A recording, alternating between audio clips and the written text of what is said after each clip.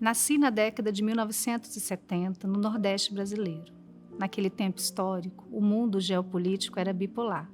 O capitalismo predominava no Ocidente e nos territórios orientais havia a semeadura da experiência da economia socialista. Até mesmo nas veias abertas da América Latina, era possível ver Cuba com o seu desafio particular, o de apresentar uma nova forma de produzir e distribuir a riqueza alcançada pelo trabalho humano. No local em que nasci, só era possível enxergar uma economia agrária nas mãos dos poucos proprietários das terras, com a maioria dos habitantes sendo trabalhadores destes possuidores. O trabalho era movido pela luz solar. Não era possível ver o tempo da fábrica. As cidades eram endeusadas como um território da modernidade, enquanto o campo era sinônimo de atraso e inferioridade. Quando cheguei juntamente com a minha família no estado do Espírito Santo, fomos parar na capital. Já consegui ver um relógio internalizado nas pessoas quando passavam pela cidade para ir ao trabalho. O ar era pesado de minerais e o mundo era mais barulhento.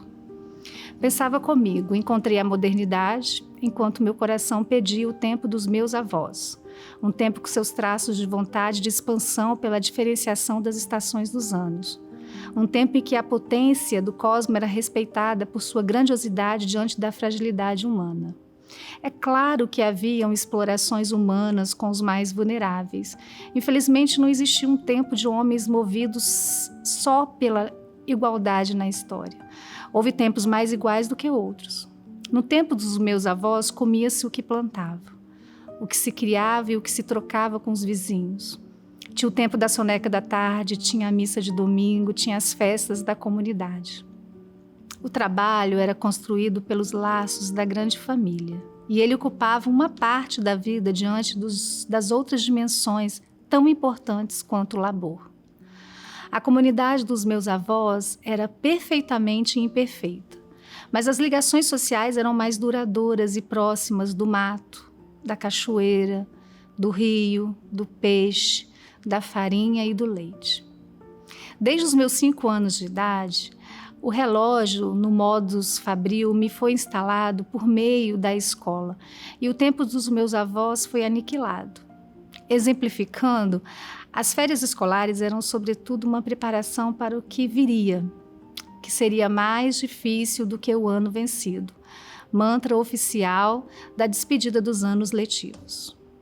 O mundo regido por muitas atividades avaliativas e provas que ranqueavam os melhores. Enquanto isso, eu, desejosa de um lugar ao sol neste capitalismo escolar, corria por tudo e ao mesmo tempo por nada. Depois vieram os estágios, os empregos, a graduação, o mestrado, o doutorado e a profissão docente de dedicação exclusiva. E o tempo dos meus avós foi arruinado de vez. Por mais de 20 anos, trabalhei em ambientes escolares. E trabalhar na esfera educacional exige saúde mental. Todo dia, numa escola, são produzidas inúmeras exigências no campo das impossibilidades. E sentir-se impotente diante das exigências da universalização da educação é um sentimento muito comum vivenciado pelos educadores, principalmente pelas mulheres educadoras. Por que destaco as mulheres educadoras? Porque há uma construção consciente e inconsciente que encaminha a mulher para o cuidado com o outro, seja como mãe, tia, avó, irmã e como professora. Sempre em minha rotina como educadora, meus alunos me procuravam para um aconselhamento que exigia atenção e cuidados, para além dos saberes que também construíamos juntos.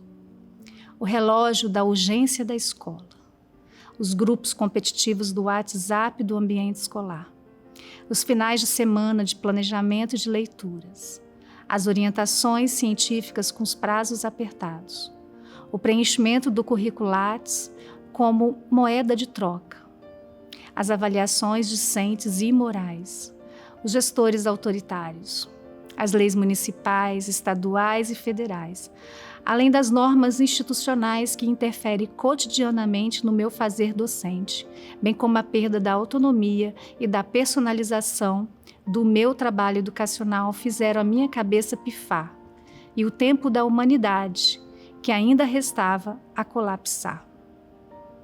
Tudo isso somado às políticas educacionais que desvalorizam a atuação da docência, juntamente com as condições previdenciárias parcas e nefastas a que os profissionais da educação estão submetidos. Portanto, pergunto: como educadora terá saúde mental para permanecer insistindo com a ideologia cruel que prega, desde sua formação inicial, que ela pode transformar as condições determinantes de seus educandos pobres, mesmo quando os direitos constitucionais não são cumpridos no seio de suas famílias e no interior das salas de aula? Quem poderá salvar as professoras cansadas, exaustas, burnotadas e solitárias, depois de anos submetidas ao construto de senhoras do destino brasileiro? Quando um trabalhador burnota, é um sinal de que há toxicidade naquele ambiente de trabalho em que ele estava ligado. Não estou apenas falando de insalubridade tal como tratada nas leis trabalhistas brasileiras. Estou falando da insalubridade subjetiva, que acarreta o adoecimento mental do trabalhador. Digo a partir do meu lugar de fala legítima, que a culpa não é do indivíduo burnotado. Acreditem, outros virão a burnotar em tempos diferentes. Mas as queixas serão as mesmas daquelas instituições que negam que tenham o poder de adoecer. Estamos em outubro de 2021. A bipolaridade geopolítica perdeu para o grande capital com o seu biopoder que maximiza a ansiedade e põe fogo no parquinho nas poucas relações humanizadoras trabalhistas, e o trabalho escraviza as mentes, ocupa todos os tempos e espaços dos indivíduos. O lazer é pago, é caro e exige consumos estéticos guiados pela grande mídia. E o socialismo não conseguiu apresentar um modo sustentável de ser trabalhador no globo terrestre. Por isso, me preocupa a manutenção da saúde do trabalhador, que, como eu, trouxe para a cena da sua vida somente o trabalho institucionalizado. Problematizo. Mais uma vez. Mas quem não se sente pressionado 24 horas pelas táticas e estratégias perniciosas das empresas que exigem, dentro das normas e da ideologia do medo, o predomínio das atribuições do trabalhador para além do seu horário trabalhado? Não há vitimizações do trabalhador neste debate. Há forças de poder que pregam que não há como fugir das exigências mercadológicas e capitalistas do mundo do trabalho. Para isso, tais forças pregam que é normal um trabalhador não conseguir dormir e não se desligar das demandas ampliadas num período de grande desemprego e de altas taxas dos custos de vida. Além da máxima, já ouvida por mim, muitas vezes pelos gestores que tive: há pessoas que aguentam a pressão e outras não. Mais uma vez, a narrativa predominante culpará o trabalhador e a sua subjetivação no mundo. Da minha vivência em décadas como professora e militante por uma educação pública, gratuita e de qualidade em meu país, cheguei ao colapso.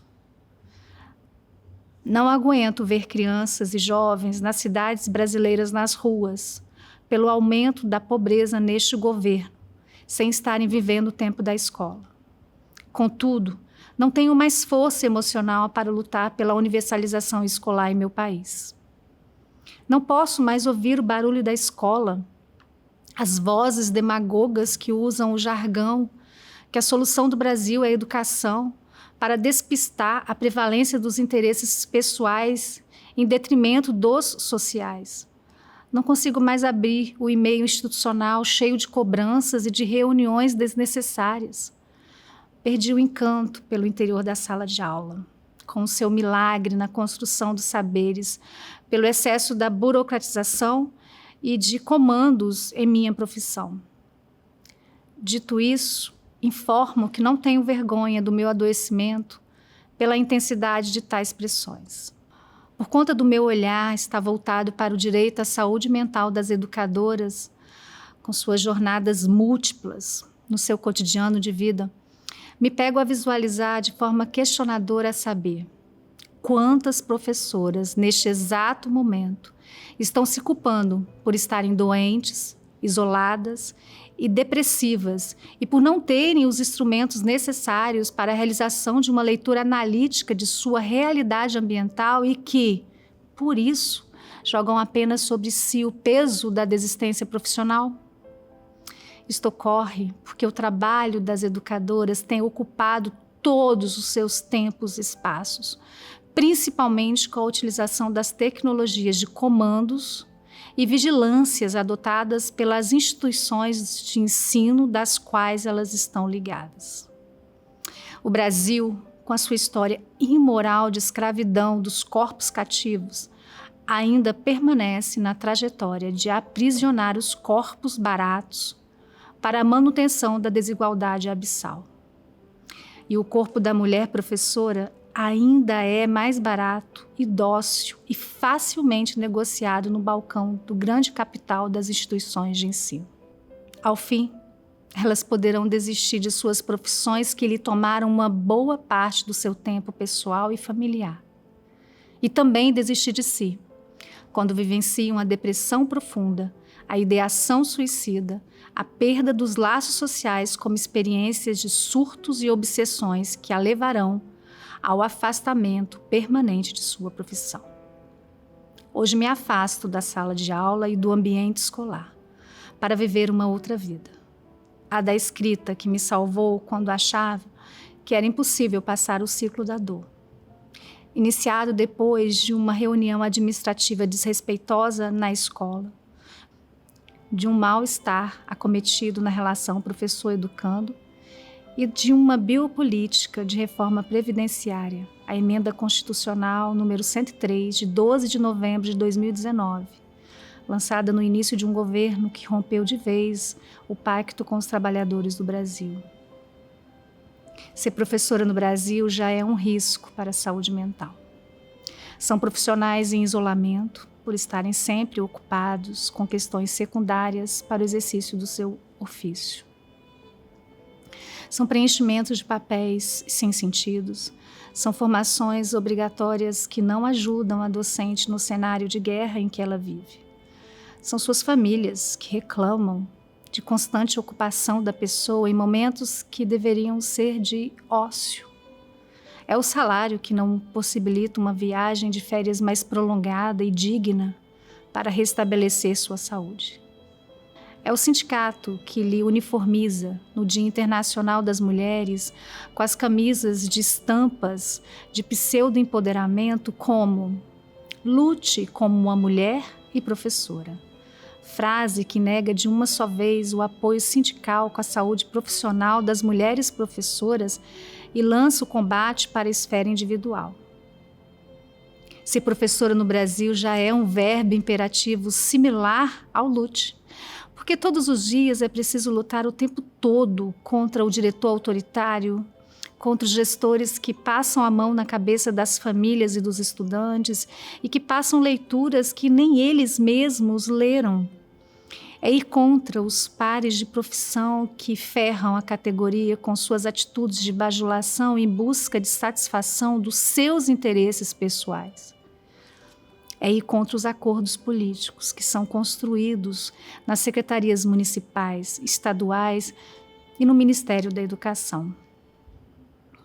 Não seria vergonha nenhuma poder berrar. Eu não quero lutar como uma professora. Passo o bastão para os sindicatos que precisam deixar de ser palanques e assumir de vez seus objetivos prioritários com a categoria profissional que os mantém.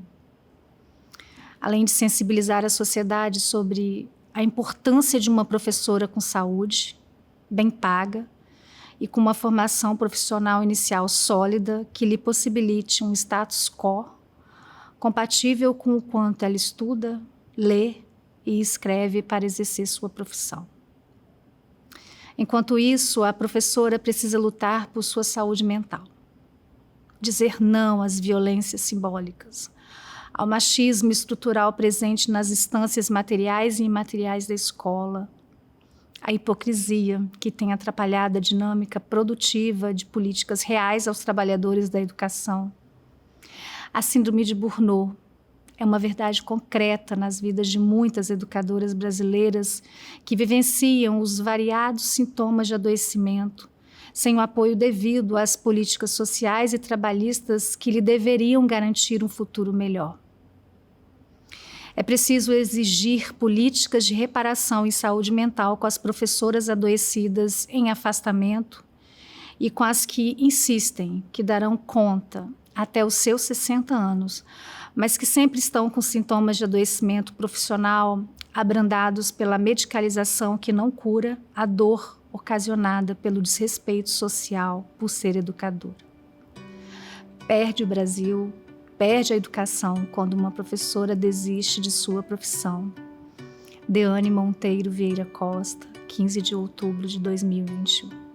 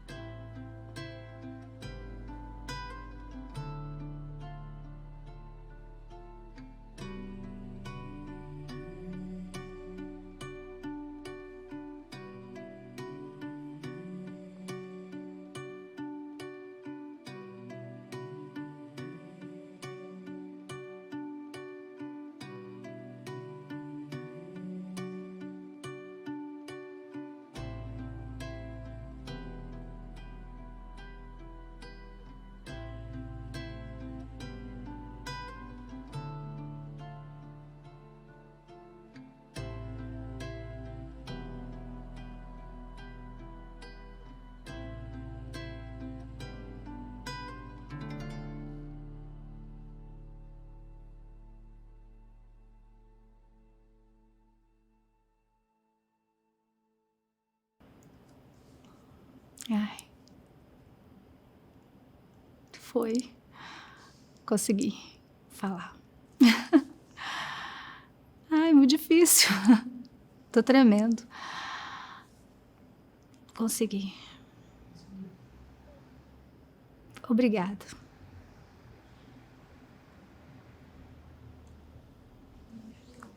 Agora...